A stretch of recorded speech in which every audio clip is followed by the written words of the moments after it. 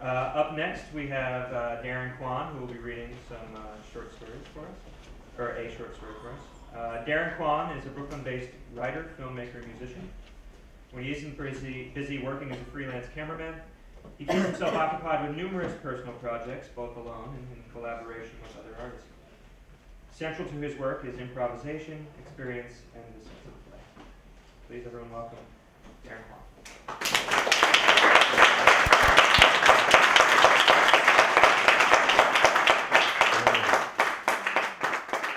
So this short story is called Bruce and Saladin.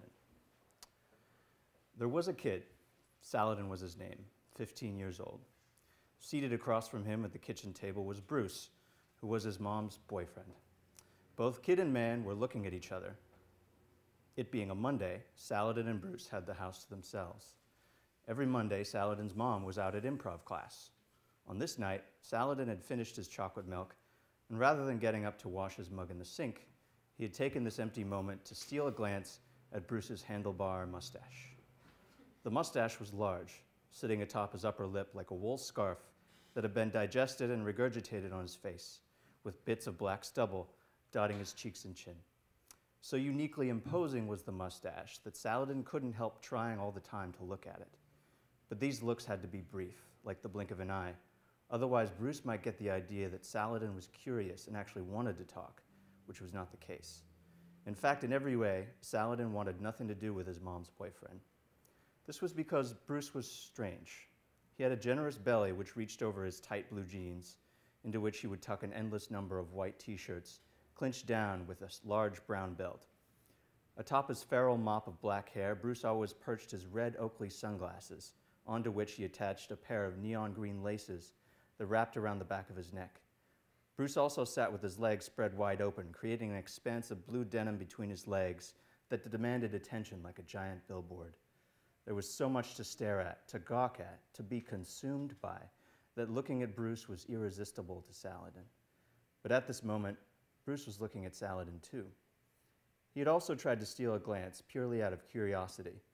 Bruce had been thinking about saying something to Saladin, anything that could be defined as conversation, an exchange of a few words, a phrase or two.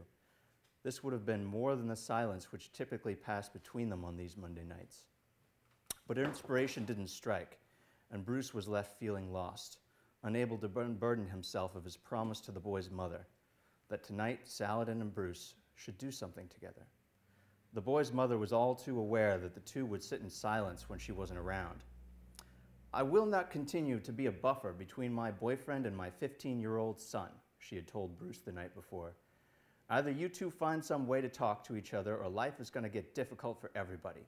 Do you understand?" Then she suggested Bruce take him out somewhere and said goodnight, leaving Bruce to stew over the thought until this moment. And so Bruce had been straining to find any topic of conversation that could get Saladin talking. Maybe asking him if he ever wore hats, or if his favorite color was as a 15-year-old was different from what it was when he was younger. Bruce had glanced up from his coupon book and caught Saladin just at the moment when he was looking too, just as he was finishing a gulp of chocolate milk. "Your mom thinks we should do something tonight. She wants us to get out of the house." "Yeah? Where are we going?" "I got an idea. Come on, get your coat." The boy had gotten up now and was washing his mug in the sink, hoping to sever the dialogue quickly and escape up the stairs to his room. "I want to stay here and watch Dawn of the Dead." "Come on, we'll have a good time." Bruce felt uncomfortable, assuming this newly vocal role in their relationship. He had allowed himself to become too comfortable at the table, with his book of coupons and all. He'd built a wall around the boy, and he was determined to rise to the occasion, fulfill his promise. He rose and approached him. "It's on Netflix. We can watch it with your mom when we get back." The boy looked at him, scrutinizing his every pore. "Come on, why not?" Saladin looked at Bruce, who was standing in the fading evening light. Once again, the two were locked on each other's eyes, but Saladin softened this time to Bruce, who reminded him of a poor worker sent to execute some terrible task. And he knew how his mom could be the taskmaster of the family, able to command small armies with one glance of her eyes, which were always squinted and poised in an expression simultaneously angry and piercing. Under their influence, no man could refuse. In an instant, Saladin felt a kinship with Bruce and understood his task as not being of his own, but forced upon him by a greater being. And if they didn't come through, both might be in trouble when the mom got back from improv class. Saladin agreed. In Bruce's truck, a ramshackle old Ford, Saladin was buckled into the large final seat. On his lap was a can of tomato puree. There's 2 cans of tomato puree, which Bruce had greedily nabbed from the pantry in a swift move as they were leaving the house. "These are going to come in handy," Bruce had said, clearly excited to drop a hint. "We're going to go see my buddy Bogner out in the woods." Saladin didn't look too enthused. "He'll show us some wilderness stuff." Their truck turned off the 101 highway and navigated a small dirt road, then pulled into a clearing where a cabin was tucked against a tree. The cabin had a deck with 10 or 12 slats removed from it, and littered on the lawn were abandoned pieces of engine that Saladin couldn't identify. Emerging from the slanted door came a round man about Bruce's age who smoked a cigarette and had a rifle slung over his shoulder. When he spotted Bruce and Saladin, he smiled like a puppy greeting its owner, threw his cigarette to the ground, and ran to the truck. This shocked Saladin as if they were being attacked. Bogner jumped onto the truck's bumper and rode it as it came to a halt, letting out a woohoo like a cowboy from the movies. He came over to greet them, his chest heaving. He embraced Bruce in a giant bear hug, lifting his feet off the ground. "Bogner, you sure do know how to make an entrance," said Bruce. Bogner was suddenly a bit self-conscious, and he pursed his upper lip. "Sorry, Bruce. It's been about 20 days since I saw anybody." A grave moment fell upon the group, and Saladin looked at the 2 men, who were expressionless and still. Bogner and Bruce burst into uncontrollable laughter. "Well, let's not delay the proceedings. Come on out. I got a place out back for us. And bring the tomatoes." Bruce walked side by side with the man, and the 2 kept a loud conference, which was punctuated by occasional slaps on the back from one to the other. The kid walked cautiously behind, carrying the cans of tomato puree. Bogner was dressed in camouflage pants, which were held up by a pair of American flag suspenders. The rifle over his shoulder was slung with a piece of tie-dye fabric that resembled a guitar strap. They walked past a pile of firewood, which was surrounded by scattered cans of food and discarded styrofoam cups stained in various colors: red, brown, yellow, and blue. The group emerged into a modest clearing where a single tree stump was rooted in the center. Bogner ran to the stump and jumped, rotated in place, and landed with his feet facing Bruce and Saladin. Bruce celebrated the sprightly feat with a slap on his knee, and when he looked at the boy, he wasn't laughing. Both Bruce and Bogner were getting progressively louder, as though taking license from the open space around them. "Well, we got ourselves here a perfect evening for some shooting," explained Bogner, who sounded like an MC at a 3-ring circus. Bruce grabbed the 2 cans of tomato puree from Saladin and handed them to Bogner, who accepted them with a theatrical bow. "Excellent choice, sir. Tomato puree does scatter well." Bogner installed the 2 cans side by side on the stump, then stepped back. "So, who wants the first shot?" said Bogner, extending the rifle with a tight fist. Saladin was quiet. "Are you sure this is safe?" Bruce chimed in, smiling at Bogner. "Saladin here has never shot a gun before." "And neither of you. Guess you 2 are a couple," said Bogner. The 2 men chuckled, and Bruce grabbed the rifle.